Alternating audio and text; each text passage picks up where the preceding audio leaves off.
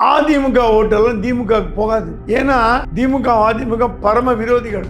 அதிமுக தொண்டன் திமுக ஓட்டு போட மாட்டோம். ஆனா நம்ம ஜனங்க ரொம்ப சாத்வீகமானவர்கள், கோமே படாதவர்கள். நீங்க என்ன ஆட்சியாலும் வாங்கிப்பாங்க, எல்லாத்தையும் நம்புவாங்க. அதுக்கு அடுத்து எம்ஜிஆர் அவர்கள் கட்சி ஆரம்பிச்சதுக்கு அப்புறம் முதல் முறையா பை எலெக்ஷன்ல தான் போட்டி போட்டாங்க திண்டுக்கல்ல. அந்த தொகுதியில ஜெயிச்சுட்டு 77ல ஆட்சி அமைச்சாங்க. இப்போ நடிகர் விஜய் அவர்களுக்கு ஒரு நல்ல சான்ஸா இருக்குல்ல சார். விளவங்கோட்லயும் பை எலெக்ஷன் நடந்தது, விக்ரவாண்டிலையும் நடந்தது. அவரையே எம்ஜிஆர் வழியை தேர்ந்தெடுக்கல. தயவு செய்து விஜய் எம்ஜிஆரையும் கம்பேர் பண்ணாதீங்கம்மா. நீங்க அரசியல்ல பெருசா சாதிப்பீங்கன்னு நம்பினவங்கள நானும் ஒத்தேன். ஆனா விஜய் வந்துட்டார்ப்பா, தமிழ்நாடு நல்ல காலப்பா, தூள் கிளப்ப போறாரு, பண்ண போறாரு, சத்தமே காணுமே. இவர் அரசியலை கேலி கூத்தாக்கிட்டார் விஜய். ஐ வெரி சாரி, ரொம்ப பிளண்டா பேசுறேன். நான் கண்ணோடு 4 தேர்தலில் பார்த்துட்டு வரேன். அவரு அரசியல்வாதியான்னு கேட்டீங்கன்னா சீமான் முழு நேர அரசியல்வாதி. இன்னும் டப்பான கேள்வி கேட்டாங்கன்னு சிறிசேன பதில் சொல்லுவாரு. அந்த லீடர்ஷிப் குவாலிட்டி சீமான் இருக்கு. ஓடி ஒளிகிற விஜய்கிட்ட இருக்கா? இல்லையே. அண்ணாமலையோட ஸ்பீடுக்கு ஓடுற அளவுக்கு பாதி அளவாது ஒரு டீம் இருந்தாதான் திமுகவோட ஒரு அரவணைப்புல கட்சி நடத்திட்டு போறீங்க. சத்தியமூர்த்தி மனை கலைச்சிட்டு அண்ணா அறிவாலயத்தில் வச்சாலும் ஆச்சரியம் இல்லை. 2 ஒன்று தான்.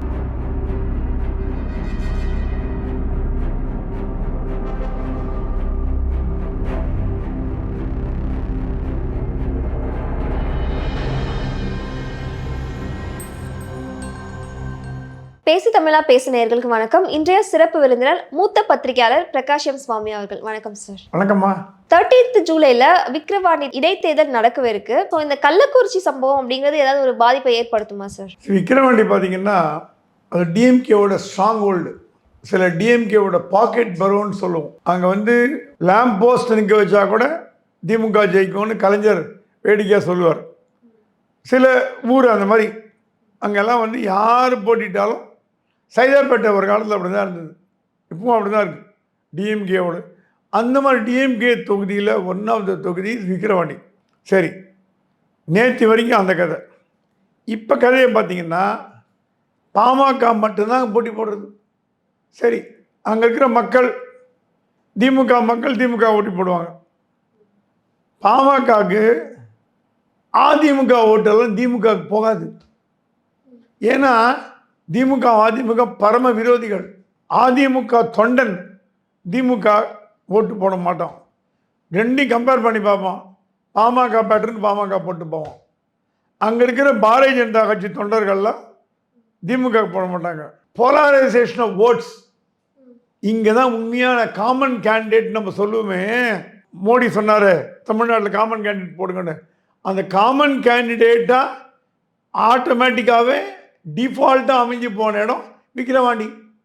எதிர்கட்சியோட ஒரே காமன் சீமான் இருக்கார், இல்லைன்னு சொல்லக்கூடாது, அவர் ரேஸில் இருக்கார். எதிர்கட்சியோட காமன் கேண்டிடேட் இப்போது பாமக. அதிமுக ஓட்டு வரும், பாரதிய ஜனதா கட்சி ஓட்டு வரும், மற்ற சின்ன சின்ன கட்சி ஓட்டு வரும். மக்களும் இப்போ அதே இடத்துல அதிமுக போட்டி போட்டு, பாமக போட்டி போட்டு, பாஜக போட்டி போட்டு விஜயகாந்த் ஓட்டு வரும். அப்படின்னா என்ன ஆகும்? ஆன்டி டிஎம்கே ஓட்டில் ஸ்பிளிட் ஆகும். பாமக கொஞ்சம், அதிமுக கொஞ்சம், பாஜக கொஞ்சம். இப்போ அப்படி இல்லை, திமுக இல்லைன்னா பாமக. ஸோ இந்த தேர்தல் தான் திமுகவோட தலைவிதியை நிர்ணயிக்கிற தேர்தல். அடுத்து நீ கேட்டு கேள்விக்கு வருவோம். கள்ளக்குறிச்சி சம்பவம் 50 பேர் இறந்ததெல்லாம் தேர்தலில் பெரிய லெவலில் பாதிக்காது. ஏன்னா தமிழ்நாட்டில் ஜனங்க குடியை ஒரு இன்டெகிரல் பார்ட்டாக எடுத்துக்கினாங்க. எப்படி லஞ்சம் ஊழல் பழகி போச்சோ, இப்போ லஞ்சம் வாங்குற அரசியல்வாதின்னா வேறு ஏதாவது பேசுப்பா, உருப்படியான விஷயம் பேசும்போம். ஏன்னா நமக்கு தெரியும் அரசியல்வாதினால லஞ்ச ஊழல் தான்ன்ற மாதிரி ஆகிப்போச்சு. அரசு அதிகாரினா லஞ்ச ஊழல் தான். அது பிரிக்க முடியாத இரட்டை பிரிவுகள் நாடும். அந்த மாதிரி தமிழ்நாடும் சாராயமும் பிரிக்க முடியாத எல்லா தேர்தலும் சொல்லுவாங்க, அடுத்த நான் ஆட்சிக்கு வந்தால் சாராயத்தை ஒழிப்போம், முதல் கையெழுத்து சாராயத்தை ஒழிப்போம், இந்தியாவில் தான் அதிக பெண்கள், இளம் விதவைகள் எல்லாம் பேசுவோம். பதவிக்கு வந்த உடனே எல்லாத்தையும் மறந்து போடுவோம். அது பார்த்துருக்கோம். ஆனால் நம்ம ஜனங்க ரொம்ப சாத்வீகமானவர்கள், கோமே படாதவர்கள். நீங்கள் என்ன ஆட்சியாலும் வாங்கிப்பாங்க, எல்லாத்தையும் நம்புவாங்க. அட எடுத்துகிட்டு வரப்பா ஒரு சாதகத்தை அப்படின்னு. ஸோ இந்த கள்ளக்குறிச்சி சம்பவத்துக்கும் திமுக பாதகம் வருமானம் ஓரளவுக்கு சேதம் வரலாம், பெரிய லெவலுக்கு. ஏன்னா கள்ளக்குறிச்சியில் இடைத்தேர்தல் இல்லை, ஞாபகம் வச்சுங்க. இடைத்தேர்தல் விக்கிரவாண்டி, வேறு வேறு ஊர். ஸோ அங்கே பாதிக்கப்பட்ட ஜனங்க ஒன்றும் இல்லை. நம்ம ஊரில் பேப்பரை படிச்சுட்டு அப்படியா அப்படின்னு கேட்டு போகிற ஜனங்க ஜாஸ்தி. ஓ திமுக அப்படி பண்ணிடுச்சா, ஓட்டு போடாத, இல்லை அந்த எண்ணம் வராது நமக்கு. நான் பாதி செத்து போட்டாங்களா, ஐயோ பாவம்பா, சரி விடு, எலெக்ஷனா குத்து சூரியன், அந்த ஆட்டிடியூட் இருக்கிறதுனால திமுகவுக்கு பெரிய பாதிப்பு வராது. ஆனால் இந்த தடவை திமுகவுக்கு வாக்கு குறையும். காரணம் காமன் கேண்டிடேட் பை டிஃபால்ட். இவங்களா முடிவு பண்ணி காமன் கேண்டிடேட் போகிறதுன்னு வேற. அதிமுக சொல்லிடுச்சு நாங்கள் பாய்காட் பண்ணுறோன்னு, சரி பாய்காட் பண்ணுறோம். விஜயகாந்த் கட்சி அவங்க சொல்லிட்டாங்க, பிரேமலதா நாங்கள் பாய்காட் பண்ணுறோம், பாய்காட் பண்ணு. பாஜக சொல்லிடுச்சு நாங்கள் போட்டி போடலன்னு சொல்லிடுச்சு, ரைட்டு பாய், அது விட்டு பின்னாடி போச்சு. எல்லாம் சேர்ந்து பாமக உள்ள வந்துடுச்சு. ஸோ பாமக ஜெயிச்சதுன்னா ஒரு கால் திமுகவுக்கு பெரிய பலப்படுச்சார். அதற்கு அடுத்து எம்ஜிஆர் அவர்கள் கட்சி ஆரம்பிச்சதுக்கு அப்புறம் முதல் முறையா வந்து பை எலெக்ஷன்ல தான் போட்டி போட்டாங்க திண்டுக்கல்ல. அந்த தொகுதியில ஜெயிச்சுட்டு 77 வந்து ஆட்சி அமைச்சாங்க. இப்போ வந்து நடிகர் விஜய் அவர்களுக்கு ஒரு நல்ல சான்ஸா இருக்குல்ல சார். விளவங்கோட்லையும் பை எலெக்ஷன் நடந்தது, விக்ரவாண்டிலையும் நடந்தது. அவர் ஏன் வந்துட்டு எம்ஜிஆர் வழியை வந்து தேர்ந்தெடுக்கல? தயவுசெய்து விஜய் எம்ஜிஆரையும் கம்பேர் பண்ணாதீங்கம்மா. நான் எம்ஜிஆர் ஆளுமையெல்லாம் பார்த்துருக்கேன், ரொம்ப பழகினது இல்லை, தூரக்கேந்து பார்த்துருக்கேன், கிட்ட பார்த்துருக்கேன், ராமாவரம் தோட்டத்தில் போய் சாப்பிட்ருக்கேன், அவர் கையால் சாப்பிட்ருக்கேன். எம்ஜிஆரும் விஜயும் சேர்க்கவே சேர்க்காதுங்க. விஜய் இன்னி வரைக்கும் லெட்டர் பேட் கட்சி தான். நீங்கள் விரும்பினாலும் விரும்பாட்டியும், என் மேலே கோவப்பட்டாலும் எடுத்துட்டாலும் லெட்டர் பேட் கட்சி. லெட்டர் பேடை தவிர, துக்கம் விசாரிக்கிறத தவிர, அறிக்கை விடுறதை தவிர, ட்விட்டரில் 4 பசங்களுக்கு ஸ்கூல் பேக் கொடுக்கறத தவிர என்ன கட்சி வளர்த்தீங்க? அரசியல் கட்சிங்கிறது சாதாரண விளையாட்டு இல்லை, அது ரசிகர் பண்ணுற மாதிரி இல்லை. எவ்வளோ போராட்டம் நடத்துனீங்க. சரி கள்ளக்குறிச்சியில் போய் பார்த்தீங்களே, உடனே ஒரு உண்ணாவிரத போராட்டம் பண்ண வேண்டியதானே. திமுகவும் எதிர்க்க மாட்டீங்க, அதிமுக எதிர்த்து பிரயோஜனம் கிடையாது, பாஜக எதிர்த்தா வண்டவாள வெளில போடும், காங்கிரஸ் எதிர்க்க முடியாது. எம்ஜிஆர் திமுக எதிர்த்து அரசியல் பண்ணார். என்ன மாதிரி திமுக? கலைஞர் திமுக. அப்படி அப்படி ஸ்ட்ராங். திமுகவை தொட்டுக்க முடியாது. 1969 கலைஞர் வந்தாவிட்டு அப்படி அப்படி கட்டி காத்தார். நெடுஞ்செழி வெளில போனார், போனார், போய்க்கோ காலி பண்ணு, எடுத்து காலி பண்ணு, மதியம் பண்ண போய்க்கோ, அவர் கவலைப்படல, அப்படி கத்தி காட்டார். அந்த கலைஞரை எழுத்தவர் எம்ஜிஆர். பயந்தாங்குழி மாதிரி உட்காந்துக்கின்னு எந்த தலையும் எதிர்க்காம லெட்டர் பேட் கட்சி நடத்திக்கின்னு, ஒன்று அரசியல்னு வந்தால் எதிர்க்கணும், இல்லையா கூட்டணி வைக்கணும், இல்லையா தேர்தலில் போட்டி போடணும், இல்லையா ஏதாவது ஆதரிக்கணும். நீங்கள் என்ன சொன்னீங்க? நாங்கள் அரசியல் கட்சி ஆரம்பிக்கிறதுக்கு முன்னாடியே நகராட்சி ஊராட்சி தேர்தலில் ஜெயித்தோம், வாழ்த்துக்கள், ரொம்ப ரொம்ப பெருசாக. நீங்கள் அரசியலில் வந்து பெருசாக சாதிப்பீங்கன்னு நம்பினவங்களை நானும் ஒத்தேன். ஆனால் விஜய் வந்துட்டார்ப்பா, தமிழ்நாடு நல்ல காலம்பா, தூள் கிளப்ப போகிறாரு, டம பண்ண போகிறாரு, சத்தமே காணுமே, ஒன் சைலன்ஸ். இது முன்னாடி இருந்த விட மோசமாக இருக்கு. லெட்டர் பேர் வந்து ஸோ விஜய் கட்சி இஸ் அ ஃபெயிலியர். நீங்கள் வந்து என்னதான் நீங்கள் சீமானோட சேர்ந்தா கூட அவருக்கு வந்து அரசியலில் குதிக்க பயப்படுறாரு. அரசியல்னா சமுதிரத்தில் குதிக்கணும், கடலில் குதிச்சாதான் அரசியல். குதிச்சு நீஞ்சி எம்ஜிஆர் எவ்வளோ கஷ்டப்பட்டுருக்காரு. அவர் மேலே சினிமா வரவிடாமல் தடுத்தாங்க, அப்படி கொடுமை பண்ணாங்க. அது மீறி அரசியலுக்கு வந்தார்.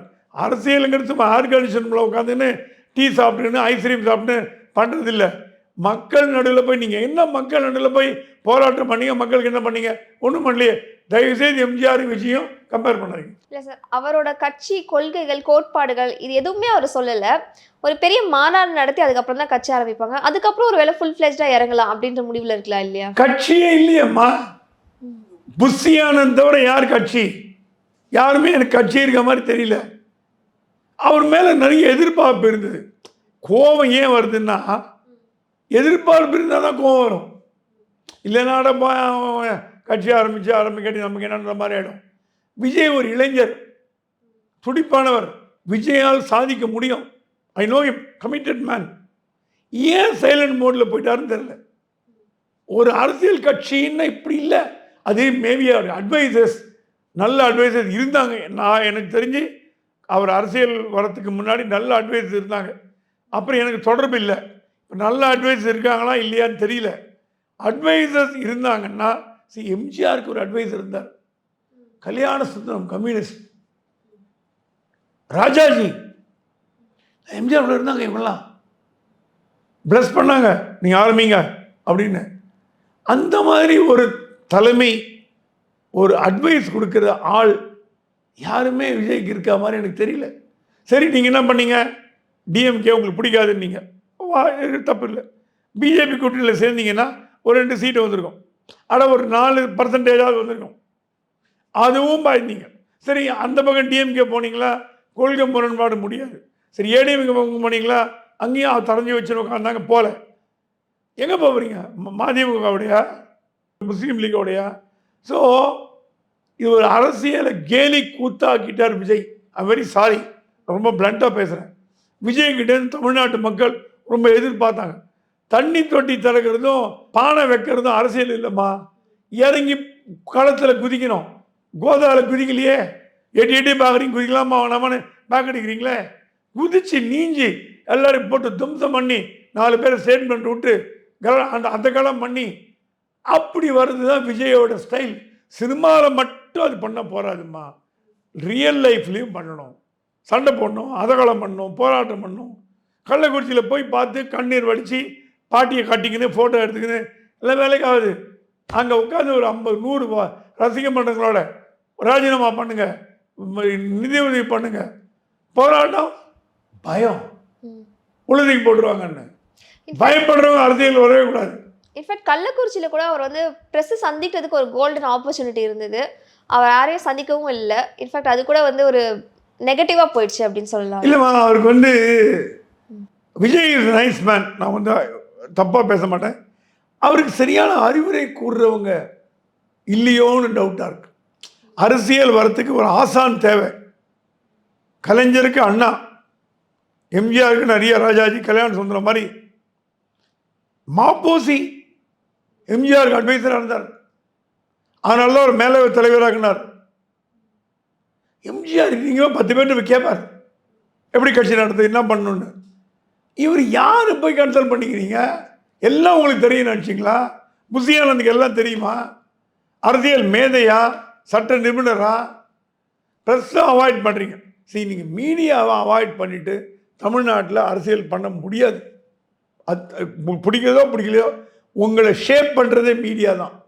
உங்களை அழிக்கிறதும் வாழ வைக்கிறதும் மீடியா தான் தமிழ்நாட்டை பொறுத்த வரைக்கும். என்ன பண்ண, மீடியாட்ட போய் பேசிட்டு 4 வார்த்தை, ஹலோ எப்படி இருக்கீங்க, என் கட்சி கேட்பான், அவன் என் கட்சி ஆரம்பிக்கிறேன் சார், பதில். அப்போ பயந்து தானே ஓடுறீங்க. அப்போ உங்ககிட்ட பதில் இருந்ததுன்னா மீடியாட்ட போய் பேசியிருப்பீங்க. 4 கேள்வி வரும், என்ன பண்ணுறீங்க சார் இத்தனாலா? இல்லை சார் ஆரம்பிக்கிறேன் சார். எப்போ கட்சி ஆரம்பிக்க போகிறீங்க? இல்லை சார், இக்கு மட்டும் கட்ட போட்டிங்க, இக்குக்கு அப்புறம் கால்லாம் ஒன்றுமே காணுமே, கால் வாங்கலையே அப்படின்னு மீடியா கேட்பாங்கன்னு தெரிஞ்சால் ஓடினீங்க. அப்போ மீடியா கிட்ட பயம் இருக்குன்னா நீங்களே ஒத்துக்கிறீங்க உங்களுக்கு எஃபிஷியன்சி இல்லை என்பதை. ஆனால் சீமான் அவர்களும் விஜய் அவர்களும் சேர்ந்தா ஒரு டிசைடிங் ஃபேக்டராக இருக்கலாம் இல்லையா சார்? ஏன்னா அவர் வந்து 3வது பெரிய கட்சியாக இருக்காரு, நாம் தமிழர் கட்சி. விஜய்க்கும் வந்துட்டு ஒரு கரிஷ்மா இருக்குது. ஸோ அவங்க வந்துட்டு ஒரு டிசைடிங் ஃபேக்டராக இருப்பாங்க தானே 26ல்? சீமான் ஒரு போராளிமா. நாம் தமிழர் லெட்டர் பேட் கட்சி இல்லை. எனக்கு சீமான் ரொம்ப பிடிச்சது, தன்மானம் மிக்கவர். அட போடா, கூட்டணியாவது பொழங்க, நான் தனியாக போட்டி போகிறேன், 40 சீட்டில் 254 சீட்டில் போட்டி போகிறேன். ஜெயிக்கிறது தோல்வியை பற்றி கவலைப்படாதவன் தான் அரசியல்வாதி. இப்போ எழுதி வச்சுங்க, வெற்றி தோல்வி வரும். கலைஞர் டிஎம்கே ஒரு 2 சீட்டில் ஜெயித்தாங்க, அப்புறம் அடுத்த வாட்டி ஆட்சி பிடிச்சாங்க. சீமான் என்ன சொல்கிறாரு, நான் தேர்தலில் போட்டி போடுறேன், இதான் என் கருத்து, இதான் என் கொள்கை, இஷ்டம் இருந்தால் ஓட்டு போடு, இல்லைன்னா தேங்க்யூ போடாத. ஓட்டு சதவீதம் ஏறினே போகுது. இப்போ இல்லைன்னா ஒன்று 20 வருஷம் ஆட்சியை பிடிப்பார், எழுதி வச்சிங்க. ஏன்னா அவர்கிட்ட இருக்கிற தனித்துவமான கொள்கை எல்லா கட்சிகளும் தப்பு, நம்ம தான் அவருக்கு உரிமை இருக்குது. நீங்கள் கேட்க முடியாது சீமான் ஏன் அப்படி பேசுகிறாருன்னு. அவர் சொல்கிறார் நான் தான் நியாயம், மீதி கட்சியில் தப்பு, எல்லாம் தப்பு பண்ணுறீங்க. எல்லா கட்சியும் விமர்சிக்கிறார். ஸோ சீமானி விஜய் கிட்ட சேர்க்காதீங்க. சீமானு விஜயை சேர்த்தீங்கன்னா விஜய்க்கு லாபமே தவிர சீமானுக்கு லாபம் கிடையாது. விஜய் ஓட்டு டிரான்ஸ்ஃபர் ஆகாது. விஜய்க்கோசம் சீமானு யாரும் ஓட்டு போட மாட்டான். சீமானுக்குன்னு ஒரு கமிட்டட் யூத் இருக்காங்க தமிழ்நாட்டில், நான் பார்த்துருக்கேன். அப்படி உயிரே கொடுப்பாங்க. அது என்ன ஏன் விஷயங்க வேறு விஷயம், அது கொள்ள பிடிக்கும் பிடிக்காத அது வேறு விஷயம். சீமானுக்கு இருக்கிற ஒரு செல்வாக்கு வளர்ந்துட்டு வருது. நான் கண்ணோடு 4 தேர்தலில் பார்த்துட்டு வரேன். அவர் அரசியல்வாதியான்னு கேட்டிங்கன்னா சீமான் முழு நேர அரசியல்வாதி. எல்லா கொள்கைக்கும் பேசுகிறார். மீடியாவை கண்டு பயந்து ஓட மாட்டார். தம்பி வாங்க ஜாலியாக பேசுவார், கோவப்பட மாட்டார். இன்னும் டப்பான கேள்வி கேட்டால் சிரிச்சே பதில் சொல்லுவார். அந்த லீடர்ஷிப் குவாலிட்டி சீமான்ட்டு இருக்கு. ஓடி ஒளிகிற விஜய்கிட்ட இருக்கா? இல்லையே. சீமான் அவங்களோட யூஎஸ்பியே வந்துட்டு யார் கூட கூட்டணி வைக்காம தனித்து நிற்கிறதா தான் இருக்கு. அவரே சொல்ற விஷயம்னா தம்பி விஜய் அவர்களை வரவேற்கிற கூட்டணி வைக்கிறதுக்கு அப்படின்னு சொல்றாரு. அவர் விஜய் கண்டு பரிதாபப்படுறாருன்னு நினைக்கிறேன். சீமான்னா எவ்வளோ வருஷம் சினிமா துறையில் இருந்தார், அனுபவம் மிக்கவர். எஸ்.ஏ. சந்திரசேகரன் நெருங்கிய நண்பர். சீமான் சிறந்த டைரக்டர். அவர் நினச்சிருப்பார், என்ன இந்த பையன் கஷ்டப்படுறான் பாவம், ஒன்றுமே தெரியாமல் இருக்கான், அரசியலில் வந்துட்டு இந்த பக்கம் போகிறதா அந்த பக்கம் போகிறதா தெரியல, இல்லை இன்னும் ஒன்று ஆரம்ப லெட்டர் பேட் நீங்கள் ரெடி ஸ்டடி கோன்னு ஓடணும். ரெடி ஸ்டடி கோ சொல்லி 6 மாதம் ஆச்சு. நீங்கள் இந்த கிளம்புறதுல இருந்தீங்கன்னா எல்லாம் ஓடி போட்டாங்க முன்னாடி. நீங்கள் சொன்ன 2 இடைத்தேர்தல் வந்தது, போட்டி போட்டுக்கலாம்ல. சரி, விக்ரவாண்டில் போடலாம்ல. இவங்களுக்கு ஆள் இல்லையா? பிரச்சாரம் பண்ண போக முடியாதா? எதையோ கண்டு பயப்படுறாரு. எனக்கு என்னென்னா விஜய்கிட்ட எதையோ கண்டு பயப்படுறாரு. எதை கண்டு பயப்படுறாருன்னு தெரியல. டிஎம்கே கண்டு பயப்படுறாரா, ஏடிஎம் கண்டு பயப்படுறாரா, பிஜேபி கண்டு பயப்படுறாரா, எது கண்டு பயப்படுறான்னு தெரியல. ஆனால் சீமானுக்கு விஜயோட கூட்டணி வச்சா சீமானுக்கு பெருத்த அளவில் ஒன்றும் லாபம் கிடையாது. விஜய்க்கெல்லாம் ஒன்று டிரான்ஸ்ஃபர் ஆகாது. விஜய் ஒன்று ரசிகர் மன்றமாக வச்சுருக்காரு. அது கட்சியை மாற்றணும். எம்ஜிஆர் ரசிகர் மன்றமாக இருந்தது, அது ஓவர் நைட் மாறிடுச்சு. அப்படியே அப்போ காளிமுத்தெல்லாம் இருந்தாங்க, அப்படியே மாற்றி விட்டார். அதிமுக வந்துடுச்சு. அந்த மாதிரி மாத்திர தகுதி இல்லாததுனால சீமானுக்கு ஒன்றும் பெரிய லெவலில் கூட்டணி வச்சா லாபம் இருக்க போதில்லை. சீமானுக்கு இருக்கிற தனி மதிப்பு தமிழ்நாட்டில் 3வது பெரிய கட்சி ஆச்சு. எங்கேயோ இருந்தார், 3ஆயிரத்துக்கு வந்துட்டார், இப்போ 4th பிளேஸுக்கு வந்துட்டார். பெரிய விஷயம். ஏன்னா அவரோட விடாப்பிடியான கொள்கை. நீங்கள் என்னை அடித்து விரட்டினா கூட, நீங்கள் என்னை தூக்கி தூரக்க போட்டால் கூட நான் தேர்தலில் போட்டி போடுவேன். அந்த தன்னம்பிக்கையை நான் பாராட்டுறேன். அதுக்கு அடுத்து கள்ளக்குறிச்சி விவகாரத்தை எதிர்த்து வந்து நிறைய கட்சிகள் ப்ரொட்டஸ்ட் பண்ணாங்க. அண்ணாமலை அவர்கள் எப்போவே வந்துட்டு சென்னையில் தான் கலந்துக்குவாங்க. இந்த தடவை வந்து கோயம்புத்தூரில் வந்து அவர் கலந்துக்கிட்டாரு. ஸோ அதுக்கு வந்து பின்னாடி ஏதாவது இருக்குமா sir, reading between the lines மாதிரி? கோயம்புத்தூர் பாஜக ஃபோக்கஸ் பண்ணுது, ஃபோக்கஸ் ஏரியா ஆகிப்போச்சு. இப்போ இனிமேல் கோயம்புத்தூர் தான் பாஜகவோட தலைமையகம். கமலாலயம் சென்னையில் இருக்கும், கோயம்புத்தூர் மாற்ற மாட்டாங்க. கோயம்புத்தூர் தான் அண்ணாமலை தங்கியிருக்காரு. கோயம்புத்தூரில் அண்ணாமலை வெற்றியை ஒரு சிறிய இடைவெளியில் இழந்துட்டார். ஜெயிச்சிருப்பார் சிறிய இடைவெளியில். அந்த கோயம்புத்தூர் மக்கள் அவர் மேலே வச்சிருந்த அன்பு பாசம் சட்டசபை தேர்தலில் எதிரொலிக்க போகிறது. 10 வாரம் சீனிவாச போகிறாங்க கோயம்புத்தூர்லேருந்து, ஒன்றும் இல்லை. அந்த பில்டப் கொடுக்கறதுக்கு எங்கேயான ஒரு இடத்துல ஆரம்பிக்கணுங்க. தமிழ்நாடு இப்போ கேரளாவில் கூட ட்ரிச்சூரில் பிஜேபி வந்துடுச்சு. ஒரு எம்பி சீட் பாலக்காட்டில் வரும் லட்சம், பாலக்காடு ட்ரிச்சூரில் வந்துடுச்சு. தமிழ்நாட்டில் எங்கேயுமே பாஜக வர முடியல. கன்னியாகுமரியில் வந்து ஒரு காலத்தில் பொன்னார் ஜெயிச்சார் 2014. அங்கேயும் வந்து வசந்த் பண்ணிட்டு விஜய்க்கு அப்புறம் வசந்துக்கு அப்புறம் விஜய் பிடிச்சிட்டார். இளைஞர், நல்ல இளைஞர். ஸோ தமிழ்நாட்டில் எங்கே ஓப்பனிங், எந்த இடத்துல முதல்ல காலை வைக்கலாம் அப்படின்னு பாஜக பார்த்தீங்கன்னா கோயம்புத்தூர் தான் அவங்களுக்கு ஸ்ட்ராங் ஹோல்டு. அதனால் கோயம்புத்தூரில் போய் இந்த உண்ணாவிரத போராட்டம் ஆரம்பித்து மக்கள் மத்தியில் ஒரு அவேர்னஸ் கிரியேட் பண்ணிருக்காரு. அண்ணாமலை எங்கே போனாலும் கும்பல் வரும், இதே போராட்டம். ஆனால் எனக்கு என்ன ஒரு மனசு வருத்தம்னா, அண்ணாமலை கோயம்புத்தூருக்கு போகிறதுக்கு முன்னாடி சென்னையில் கூப்பிட்டு மாபெரும் போராட்டம் நடத்துக்கன்னு சொல்லிட்டு போனாங்க. அவங்க போனவுடனே எல்லாம் சினிமாவுக்கு போட்டாங்க. 100 பேர் கூட இல்லை வள்ளுவர் கூட்டத்தில். கேவலமாகுது. எங்கள் பாஜக போராட்டத்தில் 100 பேர் தான் நிற்கணுமா? எங்கே மற்றெல்லாம் எங்கே போட்டீங்க? டிஃபனில் போயிட்டீங்களா? கட்சியில் தமிழ்நாட்டில் வரது 2வது பெரிய கட்சி 3வது பெரிய கட்சி இருந்தீங்களே, சென்னையில் பிசு போச்சே. ஸ்டாலின் கிண்டல் பண்ணுறாரு, 100 பேர் கூட இல்லை. ஏன்னா அண்ணாமலை போன உடனே எல்லாம் ஜாலியாக ஹெட் மாஸ்டர் போயிட்டாரு, லீவ் போட்டு வீட்டுக்கு போயிட்டாங்க பசங்களாம். அந்த கதையாகி போச்சு. சென்னையில் பாஜக போராட்டம் தோல்வி அடைந்ததுக்கு காரணம் அண்ணாமலைக்கே மனசு வருத்தம், கட்சிக்காரெல்லாம் கேட்க மாட்டேங்கிறோம். அதுக்கப்புறம் வந்து பாஜகவோட மையக்குழு கூட்டம் அப்படின்னு சமீபத்தில் நடந்தது. அதுக்கப்புறம் வந்து பாஜகவை சேர்ந்த கல்யாணராமன் ஆகட்டும், இல்லை வந்து திருச்சி சூரேஷ் சிவா, அவங்க 2 பேரையும் வந்து கட்சியிலேருந்து நீக்கிட்டாங்க. இன்ஃபேக்ட் கவனிக்க வேண்டிய விஷயம்னா அதில் சைன் போட்டது வந்துட்டு அண்ணாமலை அவர்கள் சைன் போடல, அந்த லெட்டர் பேடில் கூட, அந்த அனௌன்ஸ்மெண்ட்லேயும். அதை தொடர்ந்து ஒரு 3 பாஜக ஃபங்க்ஷனரிஸையும் நிப்பாட்டியிருக்காங்க. ஸோ பாஜக என்ன சார் நடக்குது தமிழ்நாடு பாஜகவில்? கல்யாணராமன் கேசவிநாயகத்தை எதிர்த்து பேசலை, நல்ல கவனிங்க. கேசவிநாயகத்தை எதிர்த்து பேசலை. சூர்யா சிவா அண்ணாமலை எதிர்த்து பேசலை, தமிழிசை எதிர்த்து பேசினார். Yes sir. சே, இவர் வந்து தமிழிசை எதிர்த்து பேசினார், கல்யாணராமன் அண்ணாமலை எதிர்த்து பேசினார். கையெழுத்து போட்டது கேசவிநாயகம். இதுக்கு மேலே நான் என்ன சொல்கிறது? புரிஞ்சு போச்சா அவளுக்கு? கால்குலேட் முடிஞ்சு போச்சா? இது தமிழ்நாட்டு பாஜகவில் ஒரு டிசிப்ளின் தேவை. அந்த டிசிப்ளின் எப்போ வரும்னா, அண்ணாமலைக்கு தோதா ஒரு அமைப்பை ஏற்படுத்தி, அமைப்பு செயலாளர் பொது செயலாளர், ஒரு நியூ டீம். எங்க இப்போ தோனி கிரிக்கெட் கேப்டனாக இருந்தால் ஒரு டீம் வச்சுருக்காரு. தோனி ரிட்டையர் ஆகிட்டிங்கன்னா தோனி 11 வச்சுப்பீங்களா? மாட்டார். அடுத்த கேப்டன் அவர் டீம் வச்சுப்பார். நீங்கள் அண்ணாமலையை வந்து பொன் ராதாகிருஷ்ணன் 11ல் வச்சு கிரிக்கெட் ஆடுங்கன்னா அவர் ஹாக்கி தான் ஆட முடியும். எப்படி கிரிக்கெட் ஆடுவார்? இப்போ இருக்கிற டீமெல்லாம் Pon Radhakrishnan team, CP Radhakrishnan team, L Murugan team, ஒரு பழைய டீமு, எல்லாம் பாதி பேர் நடக்க முடியாத டீமு. அவங்கள வந்து 6 அடின்னா முட்டன் 0 தான் அடிப்பாங்க. அப்புறம் எங்கே கோல்டு கப் வாங்குறது? வேர்ல்டு கப்பு கூட வாங்க முடியாது. அண்ணாமலை தலையாக அடிச்சுக்கிறார், டீமை மாற்றுங்கன்னு. டெல்லியும் கேட்குறதா இல்லை, அவர் கத்தி பார்த்து விட்டார்.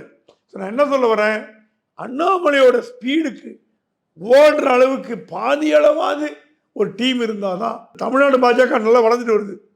சாதாரண இல்லை. எவ்வளோ இடத்துல 2ஆவது இடத்த பிடிச்சிருக்கு, எவ்வளோ இடத்துல 3ஆவது இடத்த பிடிச்சிருக்கு. டிஎம்கே டஃப் ஃபைட் கொடுத்துருக்கு. சௌமியா அன்புமணி அப்படி ஸ்விங் பண்ணாங்க தர்மபுரியில். அண்ணாமலை கோயம்புத்தூரில் டஃப் ஃபைட் கொடுத்தாரு. எவ்வளோ ராமசீனிவாசன் மதுரையில் தூங்கவே இல்லை நைட்லாம். இந்த வெற்றியை தக்க வச்சுக்கிறதுக்கு உங்ககிட்ட கெப்பாசிட்டி இருக்கா அப்படின்னு மக்கள் கேட்குறாங்க. அந்த கெப்பாசிட்டியை வளர்த்துக்க வேண்டியது, கட்டமைப்பு செய்ய வேண்டியது உங்கள் பொறுப்பு தானே. நீங்கள் ஒன்றுமே ஈகோ ப்ராப்ளத்தில் இருந்தீங்கன்னா கட்டமைப்பு எப்படி உருவாக்குறது, கட்சியை எப்படி பலப்படுத்துறது, எப்படி தமிழ்நாட்டு மக்களை கொண்டு போய் சேர்க்கறது? உங்களுக்குள்ளே ஒரு ஒத்துமை வேணுமே. ஒத்துமை இருந்தால் மக்கள்கிட்ட கொண்டு போய் சேர்த்திங்கன்னா மக்களை வாரி அணைச்சி பாஜகவை பாராட்ட போகிறாங்க. மக்களை தேடுறாங்க. டிஎம்கேக்கு மாற்ற எதாக இருக்கா, ஏடிஎம்கே மாற்ற எதாக இருக்கு தெரில. இப்போ பாஜக கண்டு தெரிஞ்சு போச்சு.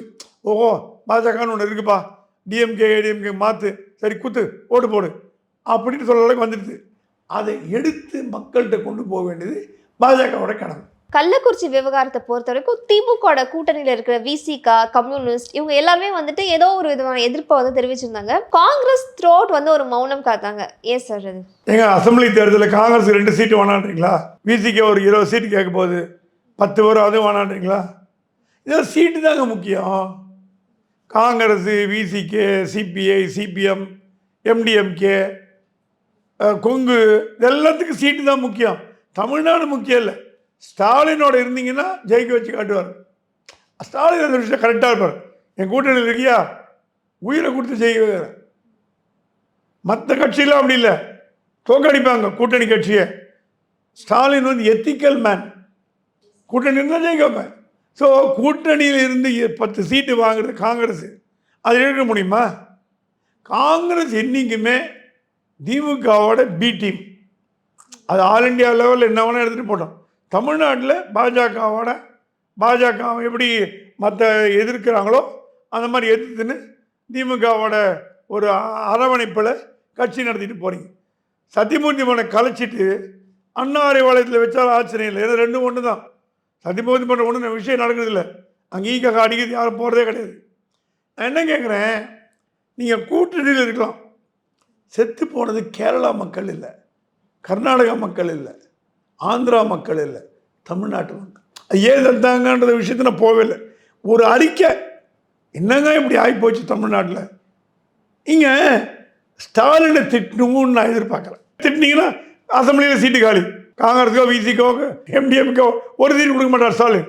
ஏன்னா அவர் ரொம்ப ரோஷக்காரர். சிஸ்டம் சரியில்லை, போலீஸ் சரியில்லை, டிஜிபியை மாற்றுங்க, உள்துறை ஸ்டேட்மெண்ட் அவெல்லாம் ஸ்டாலினையும் கோவப்படுத்தாமல் அரசாங்கத்தையும் கோவப்படுத்தாமல் மையமாக அது கூட விடலையே. என்ன ஜெயலலிதா பார்த்துட்டு இருப்பாங்க காங்கிரஸ் செய்யக்கூடிய ஸ்டேட்மெண்ட். ஆனால் என்ன பண்ணுவாங்க, தேர்தல் வரும்போது என்ன இருந்தாலும் காங்கிரஸ் மாதிரி வருமா, குத்து போடு. நம்ம ஜனங்களுக்கு என்றைக்குமே சாத்வீகமானவங்க, என்ன தப்பு பண்ணாலும் கவலைப்படல.